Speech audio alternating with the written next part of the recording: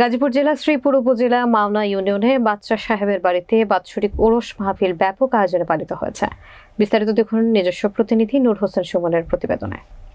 শুক্রবার সন্ধ্যা থেকে শনিবার সকাল পর্যন্ত গান, নাটক, নৃত্য সকল কিছু মিলিয়ে সারা রাত ব্যাপী অনুষ্ঠানটি উপভোগ করছে দর্শকরা।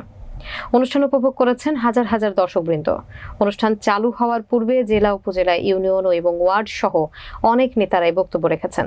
প্রধান অতিথি হিসেবে বক্তব্য রাখেন আরিফুল ইসলাম সরকার, যুগ্ম আহ্বায়ক গাজীপুর জেলা যুবদল, অধ্যাপক অ্যাডভোকেট জুলহাস উদ্দিন সরকার, সাধারণ সম্পাদক জিয়া পরিষদ গাজীপুর জেলা, সভাপতি মাহমুদুল হাসান রনি, আহ্বায়ক সদস্য গাজীপুর জেলা যুবদল, আরিফুল ইসলাম সরকার, আহ্বায়ক সদস্য গাজীপুর জেলা শ্রমিক দল।